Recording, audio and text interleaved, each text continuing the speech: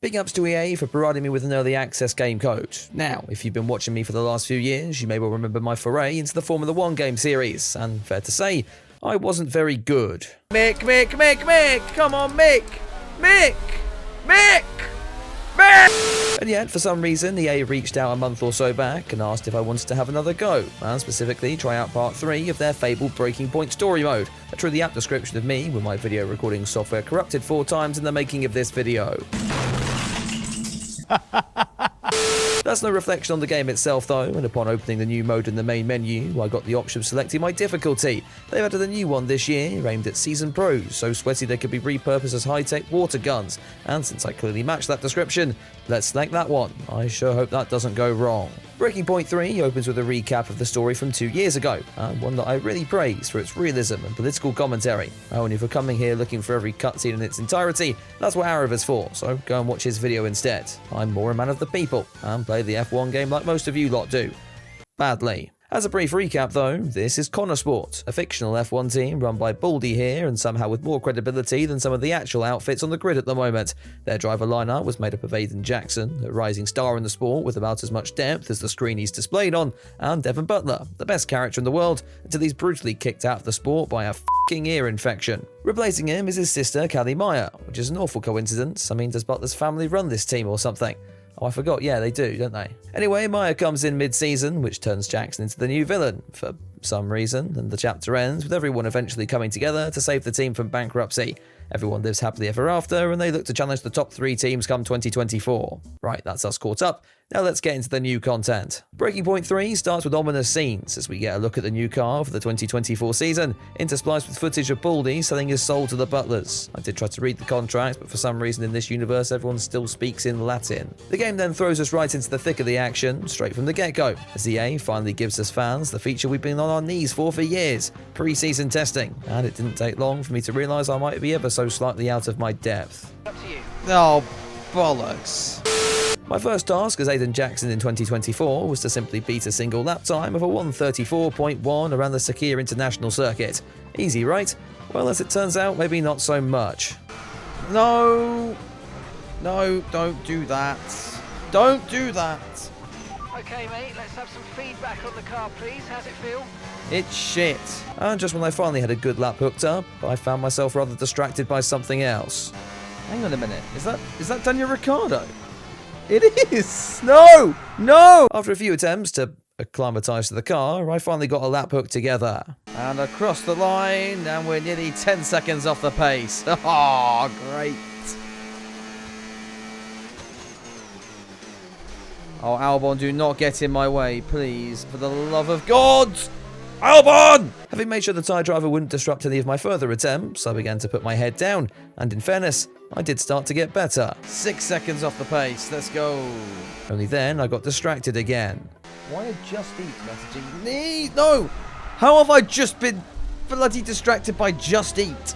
No, I don't fancy £5 off my next meal, you dickhead. So failed attempt after failed attempt after failed attempt, I was starting to get the impression that I may just have selected the wrong difficulty level at the beginning of all this. Literally all the other AI have now been programmed to go into the pits. This was not meant to take me this long. I can't even complete the prologue. That at least gave me a clear track, and I was starting to find my feet after all. Please! Please! No! No! Just 1/10 of a second was between me and beating the game's prologue, but as things finally started to look up, I realised I had another problem. So my rear tyres are not looking good. If this carries on, I could soft lock the game. Oh no! So I had one last attempt before my tyres committed seppuku in the Bahraini heat. It all came down to this. No!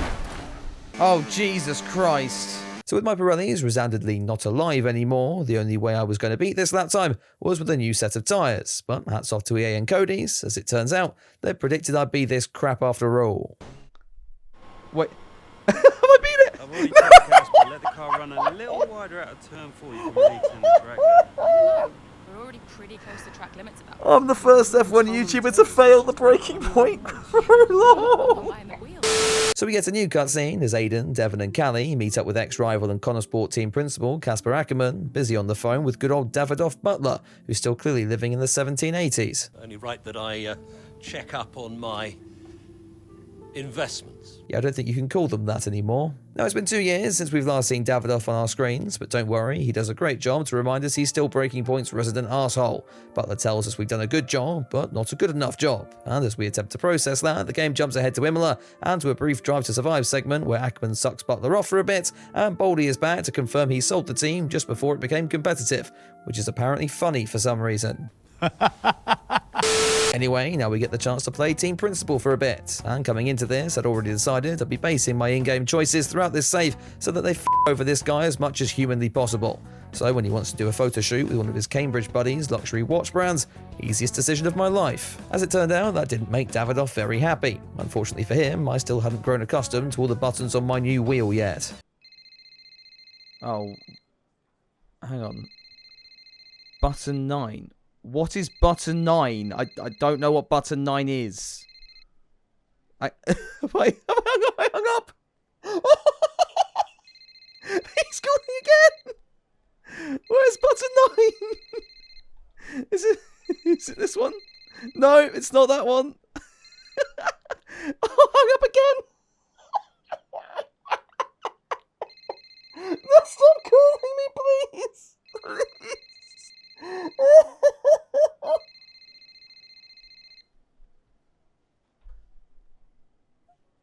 Oh, is he gone away? He's given up. He's given up.